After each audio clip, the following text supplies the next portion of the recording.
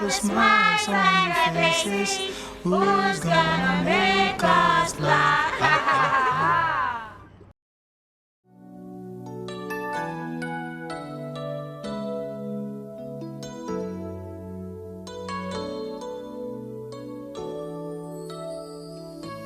A drive-through town shows the levels to which Nigeria has reduced our future generation, the children, on the streets having to make a living for themselves and their families. Here in Lagos, it's a sight that confronts you at almost every street corner or highway. Children of all ages capitalizing on traffic gridlocks, hoping to make quick sales at the risk of being run over. All this while their privileged mates watch television, play video games and sleep at home. Their stories are different, and most of them are too shy to tell their grim stories. The reason why that I'm selling this garment, I want to use it to feed myself, and I'll use it to, they will give me, I'll carry it to school. I used to see some of my mates, they know to sell market. I want my life to be like them. My mom used it to pay our school fees and help us for some things to eat. It affects my studies. If I want to do my homework, I cannot do it before in the evening. That is how I used to do my homework. I want the governor to help us so that we will not be selling around this place, and we should not be making all these armed robbers thieves to be attacking us wherever we are. How many are you? 5. Your other siblings, do they sell? No, it's only 12. Now my brother. On one occasion, we came across this 8-year-old girl who, having misplaced the money she made selling granite, was too scared to go home. She chose this sport to rule the inevitable. Your money lost, how much? 1.5.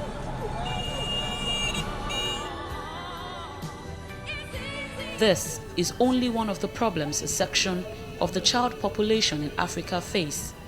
On the continent, child labor and exploitation are hardly seen as abnormal. We found 12-year-old Ifeanyi Okezie pounding the streets at night selling oranges. He was unusually forthcoming with his story. As my mom, my dad now died. Since then, my mom was selling plantain. From roasting plantain, she turned to orange now. That's why she said that instead of staying there, putting market and nobody will buy, you should put it in the road. You should take it to the road and sell. When I go to school in the morning, when I come back in the afternoon, I come to beggar, I meet my auntie at the shop. She tell me that let me pick the orange. When I pick the orange, I take it and come and sell it. I feel very bad when my friends see me selling this orange in the main road. I normally read anytime I got home. If I got home this night now, I'll take my book, I'll do my assignment, read my book. By 12, I will sleep. Mother, you are my love. We made a trip to his school, where his head teacher revealed that Ifeanyi is indeed a diligent student, but his case is in no way an isolated one. Others like him have to trade in the streets to pay their bills. He's a diligent boy, and what I basically notice is he tries to, when you teach him something he doesn't understand, he wants to know more. But because of the area he stays in, the teacher complains he finds it difficult to do his homework. And me, I don't see it as him not wanting to do it. But when I asked him, he was like, when he gets home, immediately the mom tells them to go to beggar and assist her in selling those things. And he was like, that's where the school fees comes from. He can't possibly tell the mom no, that he wouldn't go. Ifeanyi, like his other street mates, does not only have to make a living, he also has to bear the burden of staying alive in the face of all manner of risks. I think I'm risk. Because something may happen at any time. Something like what? Like an accident, kidnapping. But there's somebody watching me aside, and it's God in heaven. He knows what I passed through, so I'll make it. In neighboring Niger Republic, the story is not too different. A section of Nigerian kids emigrates to Nigeria for the sole purpose of begging in order to find money to take care of their families.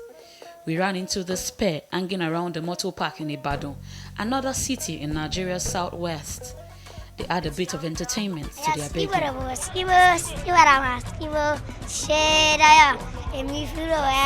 you from? Niger. What do you come here to do in Nigeria? I come 5 months. My here is money not in my country. I go back and make it give me. Kò sówó ìlú wa ni. Tí n bá ṣeré mi tọmọdé tàgbà máa sọ pé mo mọ ní tó ṣeré yẹn o. Ẹ̀mí gangan lèmi wà nífà lèmi ṣe mí. The latest International Labour Organization global estimate on child labour indicates that Africa has the largest number of child labour, with 59 million children between the age of 5 and 17 being exposed to some form of hazardous work. So the question remains, what exactly is responsible for this problem? Taiwo Akinlami, a UNICEF child care advocate, blames it all on poverty.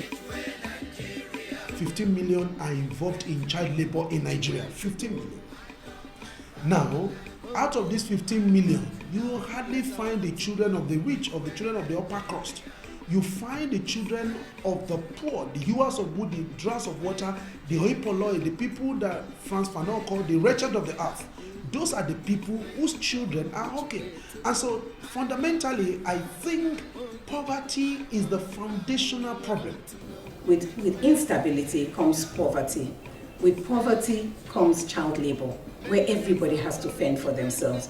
But with democratic stability, and hopefully we need to be talking about a social security system where the government can truly account for the number of people in that environment and be able to plan for them.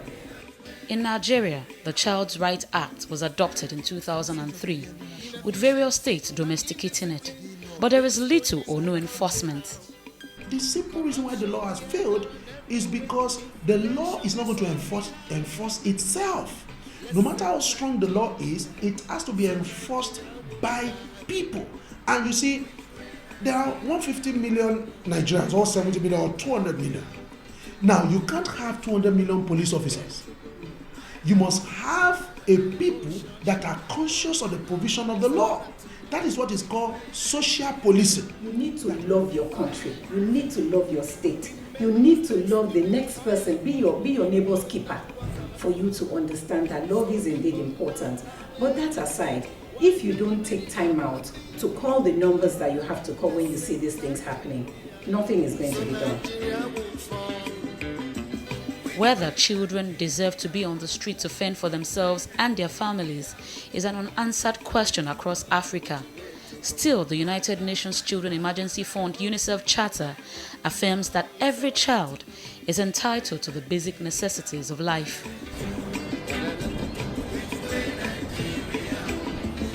Lijadu, TVC News, Lagos.